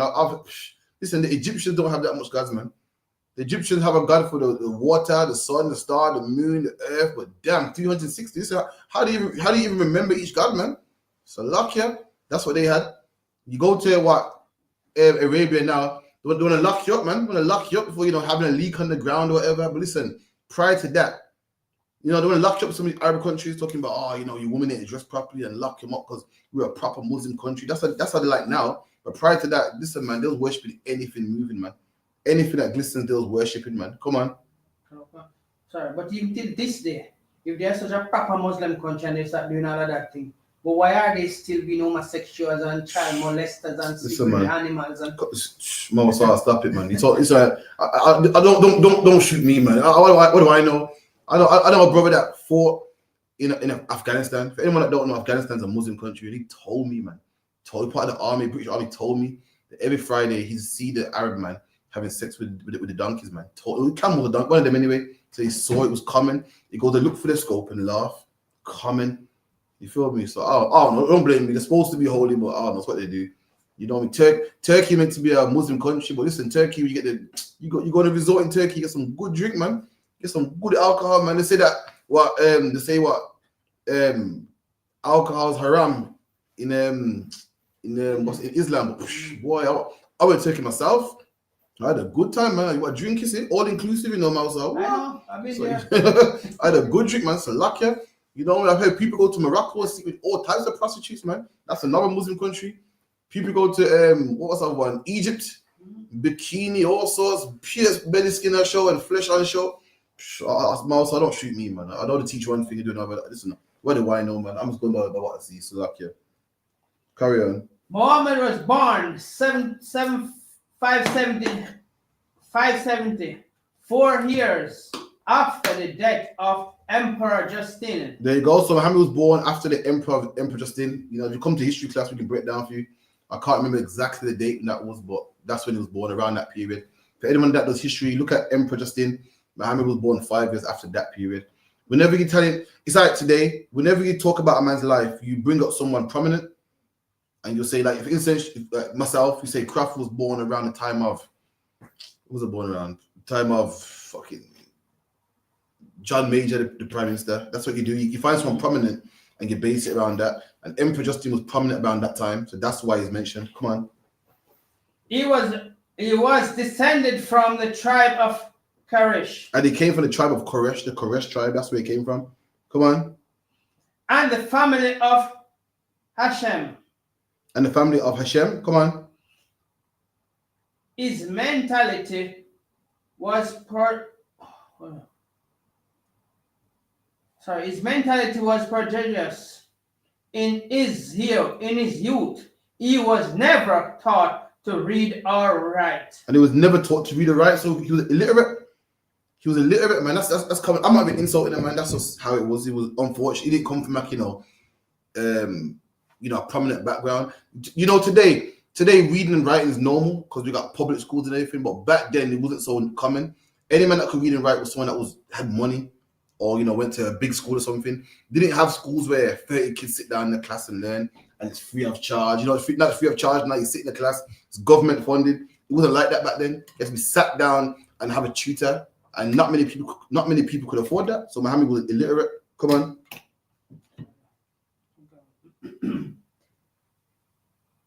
In his youth, he was never taught to read or write, but his immigration. But in his migration, migration is to travel. In his travels, come on, was superlative.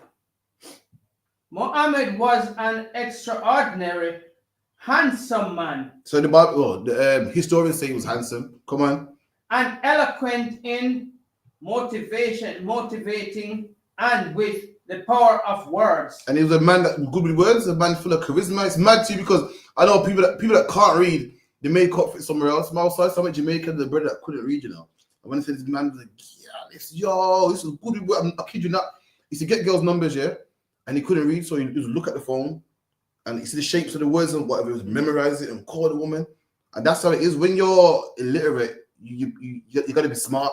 You got to learn to move around because why? You got a disadvantage. Like a blind man can't see, so you got to use his ears strongly to get around, and that's what it was. So even though Muhammad couldn't read, he was a good speaker, he was eloquent, and he could get around, he could maneuver. Come on. Eloquent in motivating men with the power of words. Come on. In the early years of Muhammad's life, he passed his time as a shepherd boy. So again, in the early parts of his life, he was a shepherd boy. Read.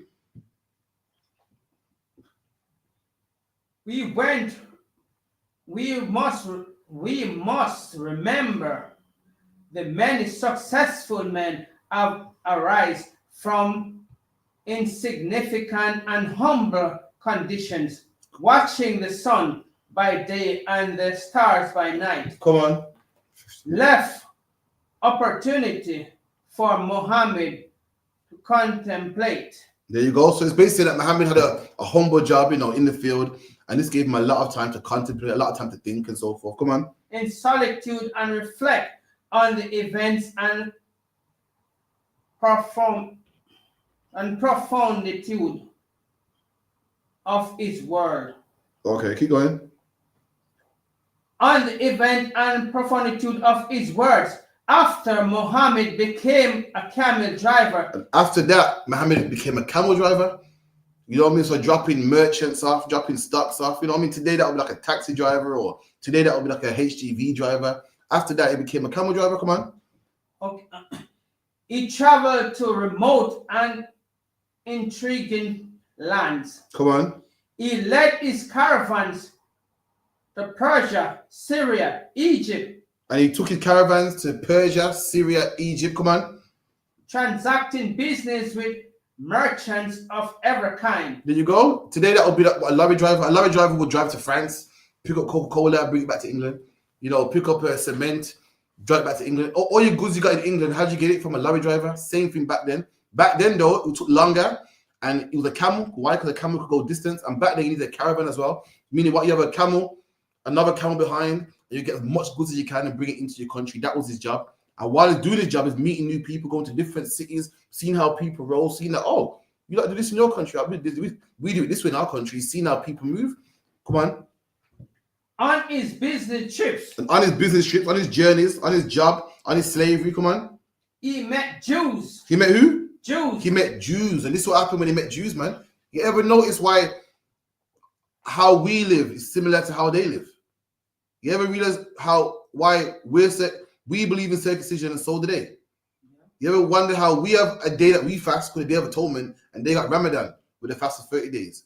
You ever realize how our women dress modest and their women, just like wrapped up head to toe? Yeah. You're going to find out why, man. Come on.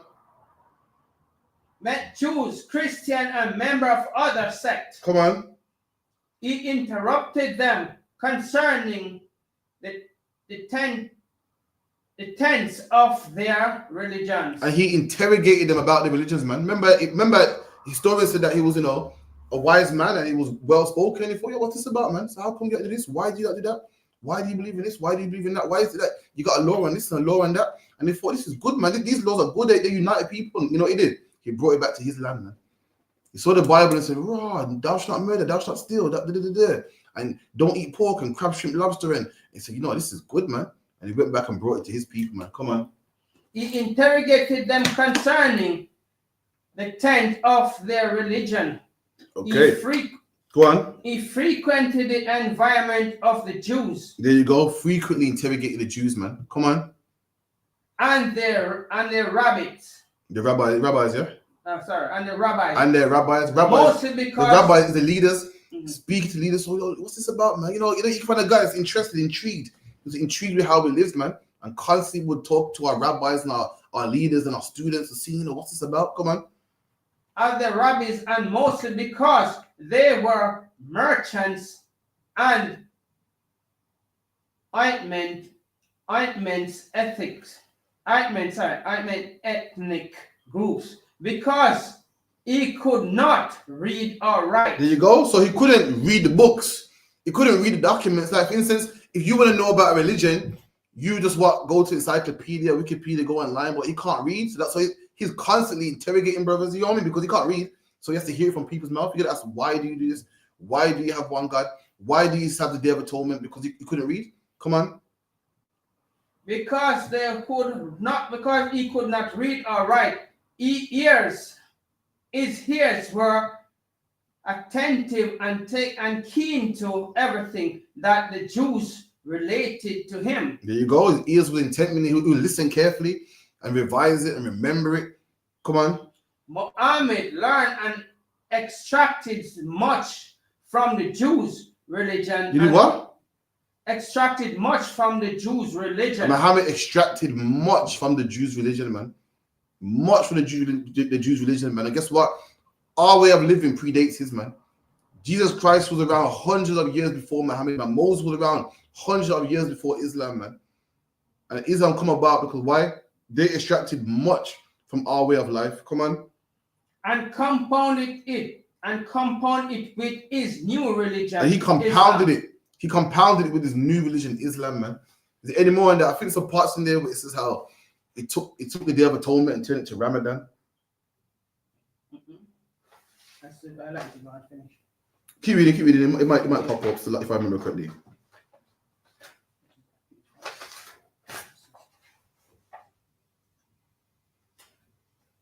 When Khadija, a rich widow, heard of the good reputation of Muhammad, she employed him in her business. He went on business deals, transacted with good result, and returned home at an advantageous time. No, sweat. We got enough time. Drop that. Give me Leviticus 26:1. So yeah, so the if I pass that, man, it's a part where he dropped. Oh man, let me see if I got it in there. Shit. Some good parts there, man. So lucky. Let me see if I got it. The birth of Muhammad religion is there you go. That's it right there. That's the part I want. Highlight it back. Highlight part, yeah, for sure. Okay. Islam and Judaism. Okay. The Prophet Muhammad adopted many principles and laws from the Jewish religion. There you go. He adopted many principles from the Jewish religion. Many principles. You know what I mean? Meaning, anyway, we'll find out. What's the first one he adopted? He adopted Jewish religion. First of all, the basic idea of monotheism. There you go. He adopted monotheism, man, which is what the belief in one God. Back then, only the Jews had the belief of one God, man. Why? Because anyone with common sense back then, any led man would say, well, there's loads of gods. There's a God for the wind, the God for the stars, the sun, the moon. But only us who was wise enough to know that what is one God. No one else knew that, man. And Muhammad saw that and said, yo, okay, cool. I like that, man. Imagine his people are back there in Arabia fighting. Well, my God's this one. My God's God number 100. Mine's is God number 360. And he sees us with one God. He's like, you know what? That can unify my people, man. And he thought that was good and took it back to his people and unified them. Come on. Which is the belief in one God. The Jewish confession of the unity of God is Shem, Israel, Adonai, Elohim, Adonai. So again, we got they say it in Yiddish. They say it in Yiddish. We say it in proper Hebrew, and we got a saying which I think Deuteronomy 6 and 8, I believe, where it goes, "The Lord our God is one." That's what we say. You know what I mean? And so that's that. So if you can't say it, don't say it. Hear, O Israel, the Lord our God is one. The Mohammedans' slogan is followed. So he heard that we used to say, you know what I mean, the Lord our God is one. And he went and copied it and made his own. You know what I mean? Carry on. Their slogan is La Hai, La Ha, La. See, so we got one with Shemai, Yahweh, Allah Hayanawa, Yahweh Akkad, which means what? Hear, O Israel, the Lord our God is one. You know, we got Shemai, Yasha'Allah, Yahweh, Allah Hayanawa, Yahweh Nawa, Allah Hayanawa, Yahweh Akkad. He went and stole that and made his own one in Arabic. You know what I mean? And what does his one translate to? La Hai, La Ha, Hai, La Ha, La. What it translates to? It translates to something. Muhammad result, Allah. There is no God but Allah. There you go. He made his own, which was there's no God but Allah and Muhammad is his prophet. And Muhammad is his prophet. Man, stole it, man. Ours predates him, man. You know what I mean? That's what it stole, that the monotheism. You know, we say what? Hero Israel, the Lord our God is one, which is Shema Yasha'Allah, Hero Israel. You know what I mean? Shema Yasha'Allah, Yahweh, Allah Hayna, Yahweh Akkad. Akkad means one. And he went and made his own and said, yo, you know, if you read it in the book, they'll put the vowels in there in the Yiddish, but that's how you say it in ancient Hebrew. He went and stole that from us, man. You know what I mean? Keep it in. Okay. Muhammad adopted also the main details of the Jewish calendar. And it stole the Jewish calendar as well.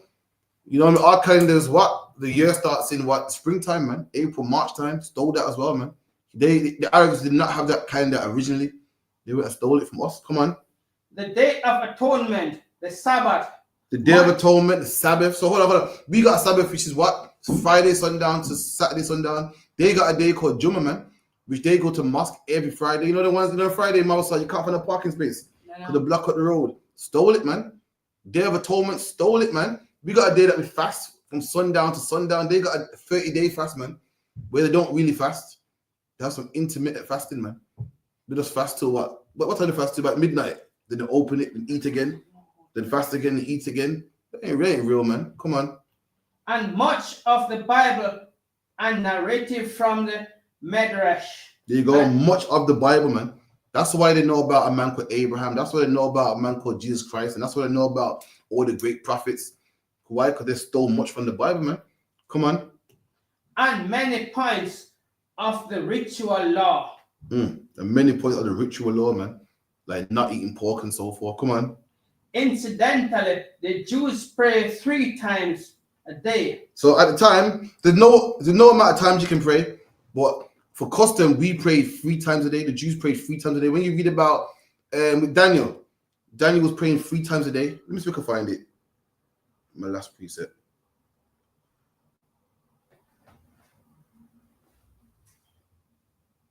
Hold on, y'all. Give me Daniel 6 and 10. Hold on, y'all. That's a proof to you that at the time it was a custom that our people would pray 3 times a day.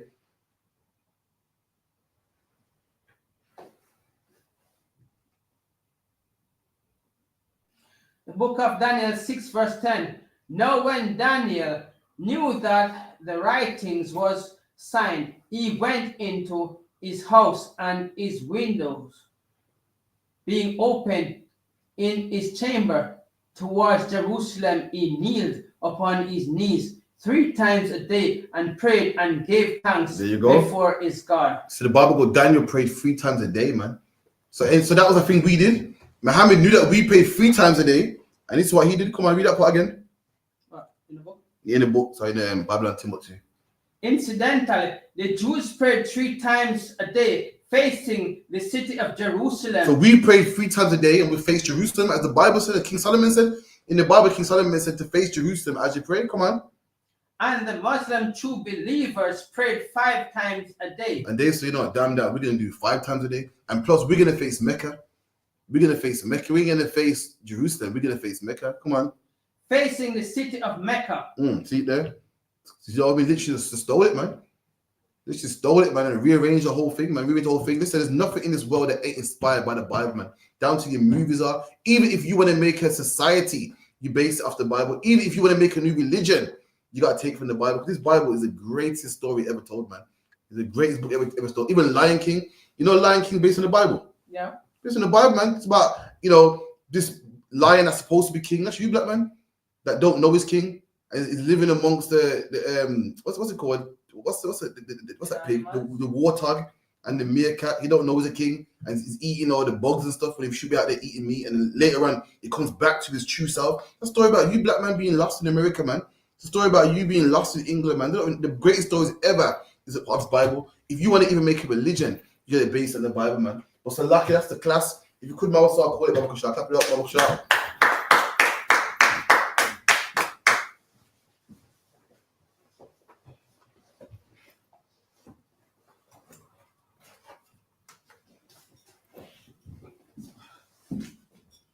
This is the ISUPK security announcement. We are the ISUPK, started out of 1 West 125th Street, Harlem, New York. Rules for new brothers and sisters. When a new brother or sister come into the school, they are off limits for 6 months. They are to be saluted only. They are here to shed themselves off the world. If they need transportation, the teacher will arrange it. After 6 months, if a brother or sister has an interest in a particular person, he or she must get permission from the head to speak to a brother or sister. There is another 6 months in which the brother and sister will court each other. After this 6 months period, the brother and sister will get permission from the head to marry. Tithes, which is a commandment. Numbers 18 verse 21, Malachi 3 verse 8 to 10. Means tithes in the Hebrew, Mahishara. 10% of every penny. Any increase that the Lord give to the treasurer department or teacher, priest fund, free will offering for priest, not mandatory. Whatsoever amount you would like. Upcoming Holy Convocation. We have one coming up in Purim. No, yeah, Purim. Purim coming up in In fact, no, I think the Passover. You know, so carry on. Okay. Upcoming convocation. Announce Holy Convocation from sheet. Remind Akim and Kiwat to check the bulletin board in the hallway. If anyone wants to be a trooper in the school, to start wearing all black boots, shirt, pants, headband, scarf. And with that, we give one courtesy salute to the priest. Teacher, individual. Man of Israel, I'm Adiam Shabbat, I'm Adiam Yahweh Barak, Yahweh Bashem Yahshai Barakatam. Yahweh Bashem Yahweh Shai Barakatam. And with that, classes, Yazamata, classes.